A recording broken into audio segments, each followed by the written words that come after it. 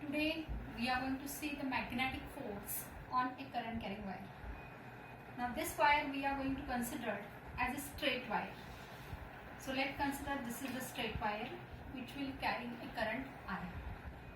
Now this straight wire carrying current I has a certain thickness. So I'll show that. Let's consider this is your straight wire having certain cross-sectional area, and such wire is kept in a uniform magnetic field.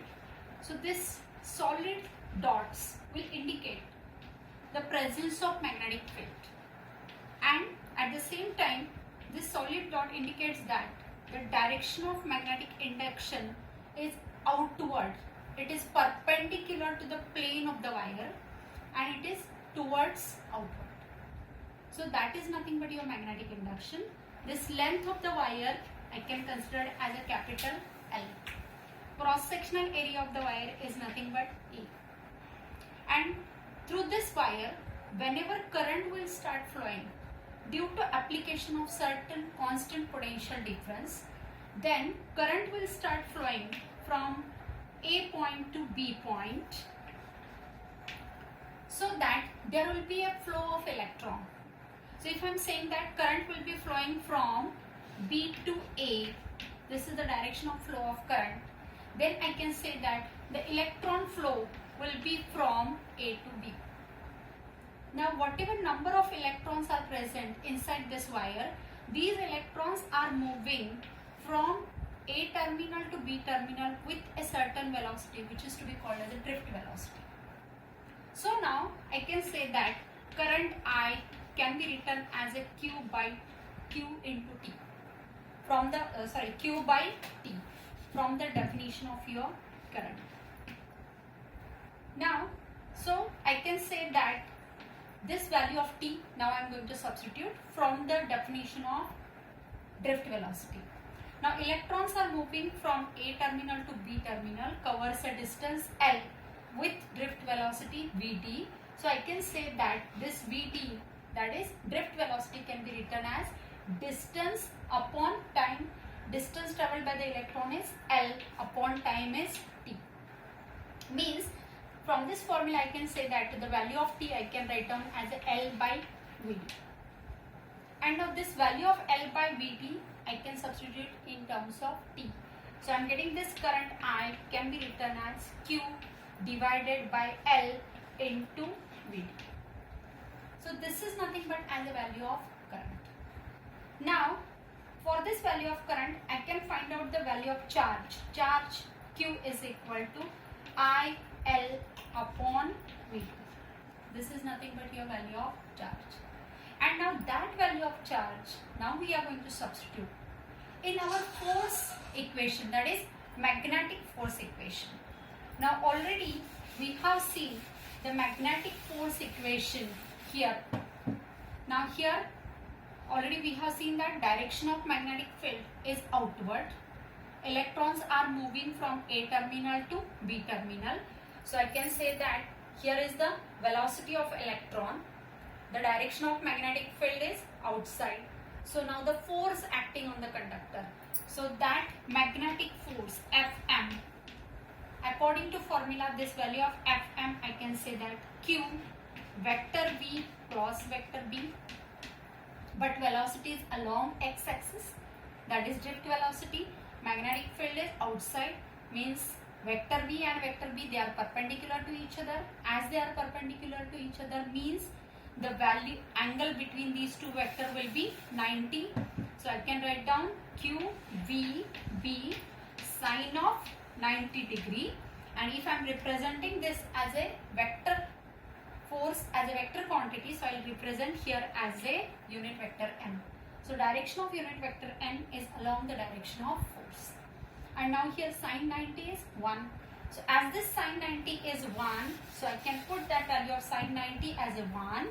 At the same time, I am going to put the value of Q, whatever we have derived. So this value of Q we have derived I L by Vd, and here electrons are moving, so here is also the term Vd. So Vd B sine 90 is 1 into unit vector n.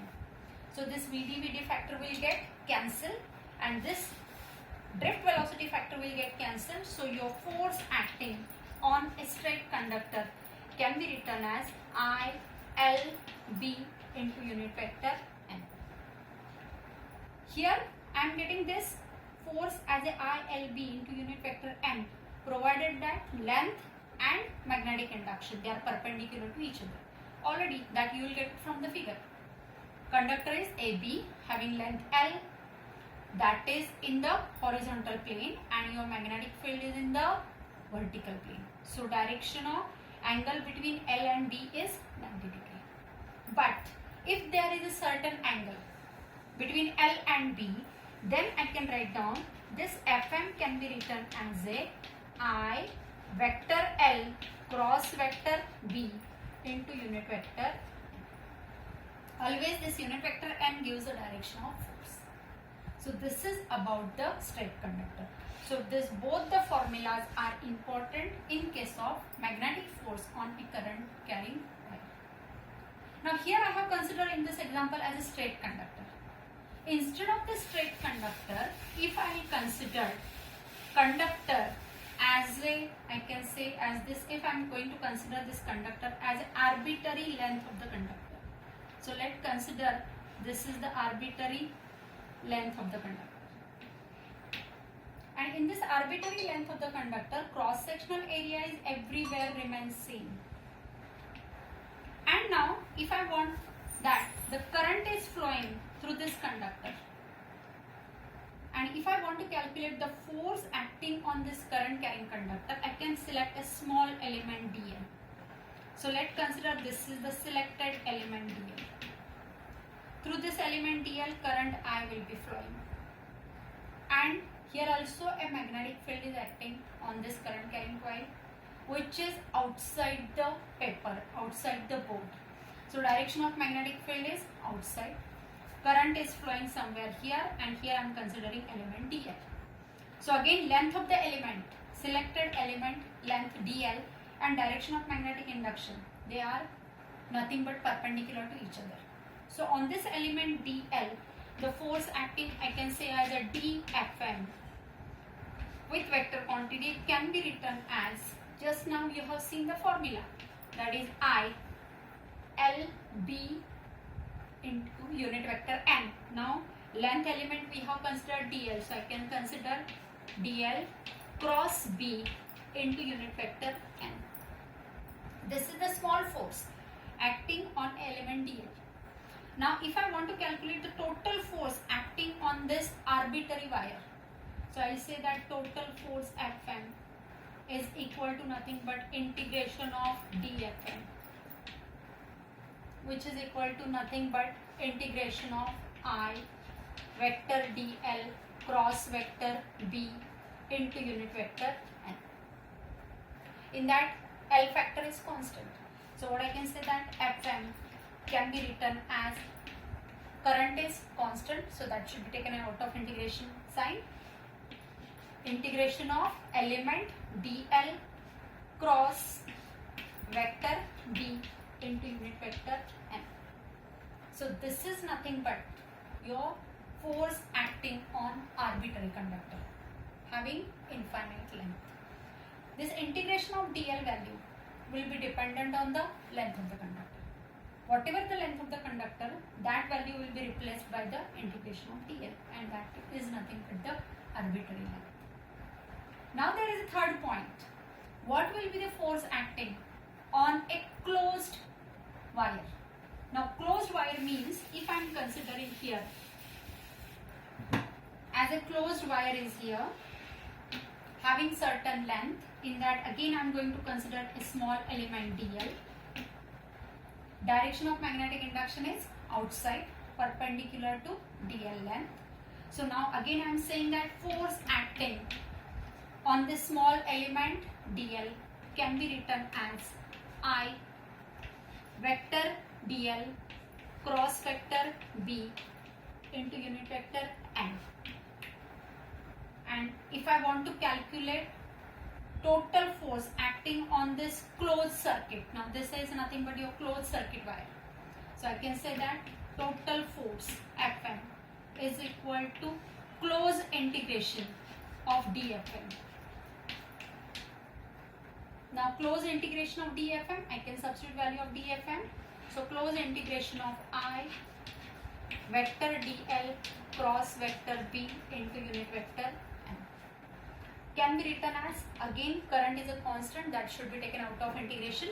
So integration, close integral of dl cross b into unit vector n. So here you have to solve the close integral of dl. So close integral of dl, so this is the total dl. Close integral, so part of the length I can consider positive, part of the length I am going to consider as a negative. If I am going to place a Cartesian system here. So close integral of dl will reduce to 0 and therefore force acting on a closed wire will be nothing but 0. So now in the today's lecture we have seen 3 different cases. In that your first case is nothing but when your conductor is in the form of straight wire carrying current I. So the force acting Fm, I can write here Fm is equal to nothing but I L B into unit vector n, if I can consider force as your vector quantity. Second case we have seen that if your conductor is in the form of arbitrary length, so any arbitrary length, in that case your Fm force is equal to I integral of dl cross b into unit vector n. This is nothing but the force acting. This is your second case. And your third case is nothing but a force acting on a closed circuit having certain length. Here I am selected element dl.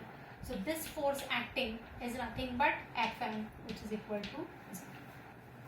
So these are the 3 different cases under the topic magnetic force on a current carrying wire. Thank you.